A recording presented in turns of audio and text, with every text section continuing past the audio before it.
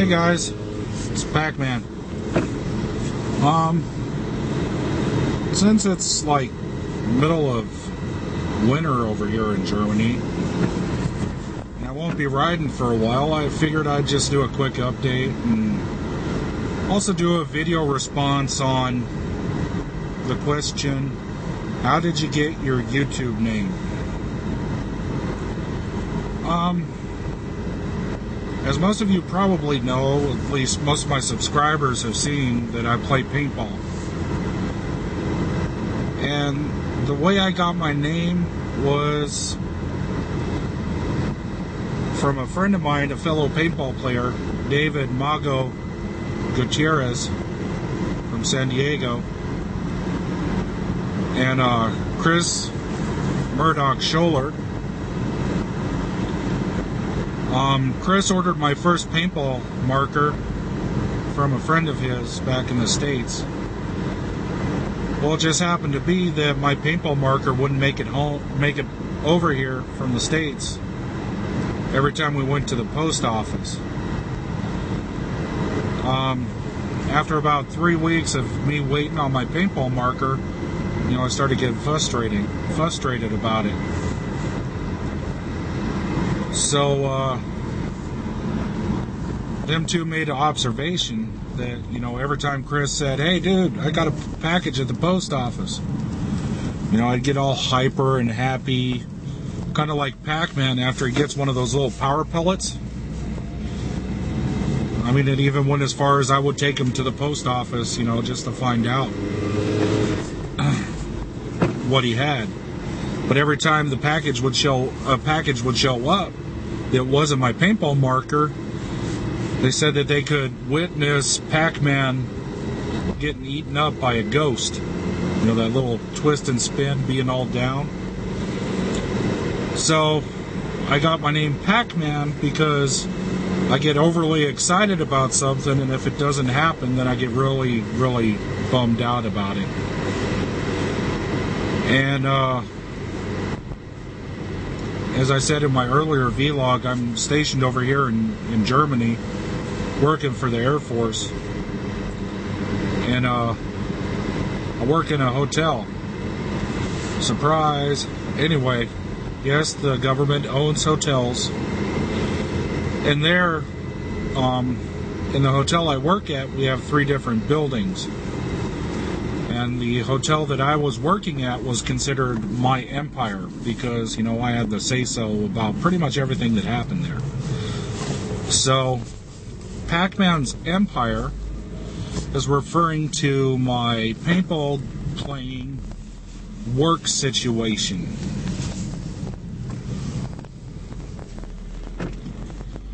I have another video that I'm probably going to post later on today with my bikes. I'll have to see how that works out. Right now, I'm driving someone else's car. This isn't even my car, because I blew up the engine in my minivan. My wife actually had to go to work today. She finally got a job after about 6 years of taking care of the kids, which is quite awesome. I'm proud of her. Working part-time, making more than the old man. How does that work? But I'm really proud of her. She's doing well for herself and for us. Another thing I want to bring up, and one thing that really irks me, is the hypocriticism. Is that even a word? Hypocriticism? I just want to say that, most people in the U.S. are hypocrites. And I don't mean that in disrespect to any American out there. But there are certain things I just don't get. Maybe because I've been overseas for so long. We all remember Nipplegate, with Justin Timberlake and Janet Jackson at the Super Bowl. and how that caused that huge ass stink. Now, correct me if I'm wrong, but doesn't everybody have nipples? If not, you could post a answer to this, and I demand proof that you do not have nipples. But I mean, come on, it's a 40-something-year-old nipple on TV, and guess what? Kids have seen nipples before.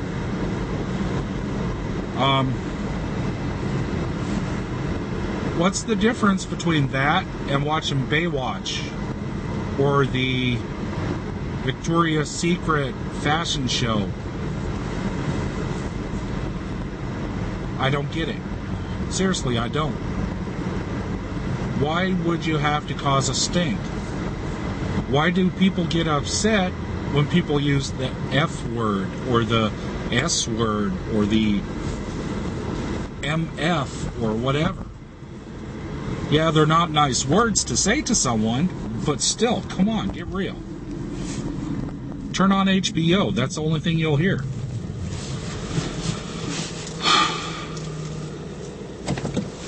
With that being said, you know, with the anti-nipple fraction, the next question that comes up is, you know, since we're so against nudity, why does the U.S. have the largest porn industry in the world? Not just, you know, the continent of, you know, the Americas, or the G20 countries. No, we're talking the largest in the world.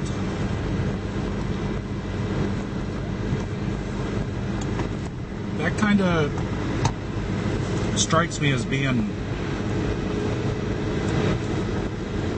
pathetic. I mean, you're talking about you don't want to see breasts and nipples and, you know, butts and all that kind of stuff because we want to be also politically correct, but yet we're not. That's like the biggest hypocriticism. That has to be a word, hypocriticism, that I've ever realized. The other thing that comes to mind is this whole us against them.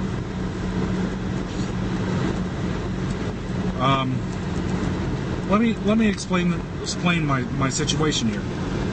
Over here in Europe, there is no such thing as cruiser riders and sport bike riders and naked bike riders. And if you have a motorcycle, you're accepted by everybody. It doesn't matter what you ride. As long as you ride, you're a rider. End of story. There's no such thing as a Harley-only club, unless, you know, they're a club that was imported from the U.S., you know, like the Fabulous 81s and the Red and Gold and, you know, Cavemen, MC, all those places.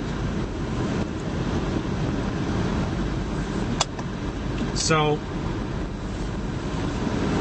let me put it to you this way. If, who can I think of? If Ashfoot, Bilma, Suburban Rider,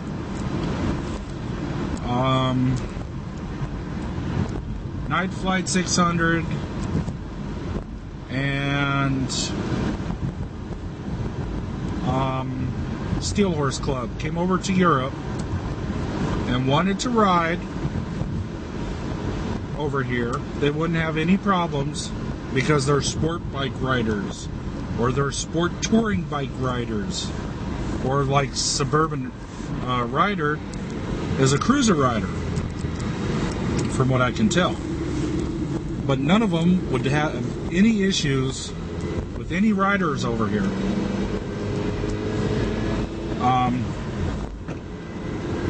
Because, you know, that's not how the people over here roll. Now, why do we have that situation back in the States? Why do you have to be of a certain clan in order to ride with somebody? Personally, I don't care what you ride. As long as you can keep up with me, and I can keep up with you, and we go for a ride for fun, what the hell? As you can see, probably, no you won't because my CDF is in the shop. I've owned a great deal of different types of bikes. And I keep falling back on the cruisers because that's what I like to ride. And that's probably why, you know, all the other people that I just mentioned ride what they ride. Now, I wouldn't feel comfortable doing all those rides like Bilma did on Byway of Motorcycle on a sport touring bike. Matter of fact, I went to Italy, which is about a 12-hour run from where I live,